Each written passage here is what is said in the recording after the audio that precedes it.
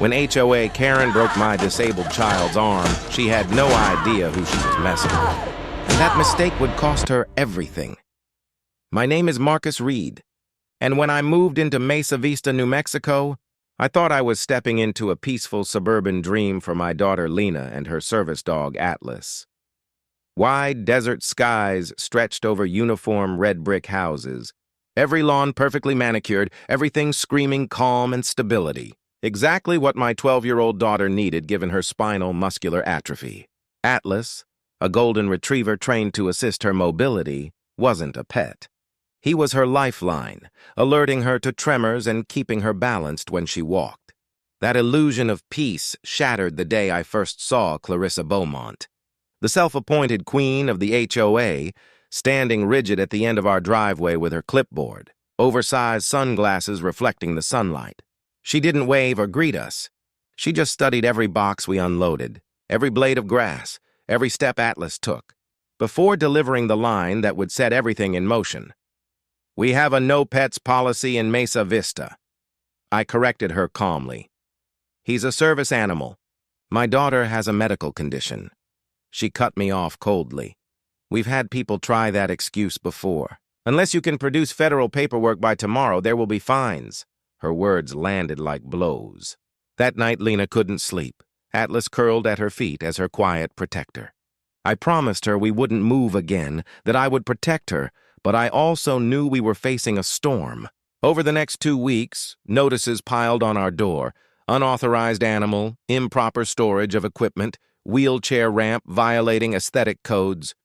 Every morning, a new fine. I remained calm, sending copies of medical documentation, ADA and FHA provisions documenting every response. Our neighbor, Paul Hargrove, a retired judge in his 70s, warned me, "Clarissa's been running Mesa Vista like her kingdom for a decade.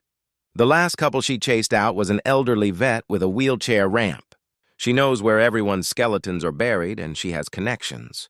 You're not just dealing with rules, you're dealing with a tyrant." That was when I started recording everything. 15 years as a federal investigator taught me that paper trails win wars long before courtrooms do. I didn't want to fight, but Clarissa did. 2 weeks after moving in, Lena practiced walking drills with Atlas on the lawn, soft desert sunlight bathing the scene. I was in my office setting up encrypted communications for a case I supervised remotely when I noticed Clarissa striding down the sidewalk, clipboard in hand. Her shadow fell over Lena, her voice sharp. "That animal is in violation." I moved toward the door, but before I reached it, I heard a scream. Lena's. Clarissa had grabbed a catchpole, trying to pull Atlas away, and my daughter fell, clutching her arm as pain contorted her face. Atlas barked, pressing close to her. "You broke her arm," I said quietly, the calm anger in my voice shocking even me. Clarissa smirked, adjusting her sunglasses. "Perhaps she shouldn't handle animals if she's so fragile." That mask slipped, and my instincts kicked in. Arya Nguyen, our attorney neighbor, was filming everything. I dialed 911, calmly reporting assault on a disabled minor with witnesses and video evidence. When officers arrived, the tone shifted the moment they saw the scene. Clarissa tried to assert authority through connections, claiming her husband played golf with the chief, but even that didn't intimidate the responding officer, Rivera, who had worked with me before.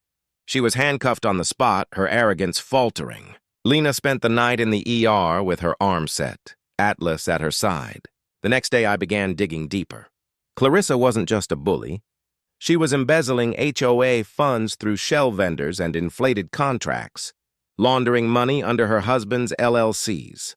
With Arya and Paul's help, we collected citations, emails, HOA minutes, and bank transfers, building a mountain of evidence. I sent a secure packet to a trusted former colleague at the Bureau's Financial Crimes Division. Mesa Vista was now under federal observation, but Clarissa remained publicly defiant, hosting community barbecues and spreading rumors. I set up home surveillance, synchronized timestamps, encrypted backups, ensuring that every move she made would be documented. Neighbors started to come forward, sharing their experiences of harassment and fines, providing testimony of a pattern of discrimination and financial exploitation. We filed complaints under the Fair Housing Act and ADA. With evidence mounting, I coordinated discreetly with federal agents, who began mapping the HOA's finances and shell companies. Clarissa remained unaware that her empire of fear, fines, and funds was already unraveling. That October, while Lena recovered and grew stronger with therapy, HOA notices still arrived, trying to provoke me, but I stayed calm, turning each act of aggression into evidence. By now, we were no longer just defending our home. We were exposing a criminal network operating in plain sight, and the quiet storm I had started was about to become unstoppable. The air in Mesa Vista had changed. The quiet streets that once bowed to Clarissa's rules now buzzed with hushed excitement and cautious relief. Children played openly, neighbors mumbled about fines long forgotten, and the once unquestioned queen of the cul-de-sac found herself isolated. I spent the mornings reviewing federal reports, each spreadsheet and wire transfer painting a clearer picture of Clarissa's reach. And each afternoon watching Lena practice walking with Atlas, her confidence returning as her arm healed. Every wag of Atlas's tail seemed to echo the small victories we'd already won. Clarissa, meanwhile, was unraveling. Her frantic emails, phone calls, and attempts to manipulate remaining allies in the HOA showed desperation. She tried hosting meetings with tearful appeals for sympathy, but the community had seen the evidence, the inflated contracts, the shell companies, the repeated harassment of residents. No one listened. I coordinated with Agent Davenport and Rivera to ensure every shred of evidence was preserved, from digital backups to physical ledgers, while also monitoring the neighborhood for signs of retaliation. Every action Clarissa took, slashed tires, anonymous threats, HOA notices designed to provoke, became additional proof of her intent and pattern of harassment. Arya worked tirelessly alongside me, filing follow-up complaints with HUD, the state attorney, and the Federal Financial Crimes Division. Together, we mapped a comprehensive timeline connecting every fine, invoice, and shell vendor to Bowmont Holdings, LLC. The depth of her network was astonishing. Multiple HOAs across the Southwest had been quietly exploited, with Mesa Vista as the centerpiece. Yet the law moved precisely, deliberately, without panic. Each subpoena, each court order, each interagency investigation chipped away at the empire she had built, leaving nothing hidden. By the time Halloween arrived, the neighborhood had fully recovered its spirit. Pumpkins lined the walkways, kids wore costumes freely, and Atlas pranced alongside Lena, who navigated the sidewalks with growing strength and pride.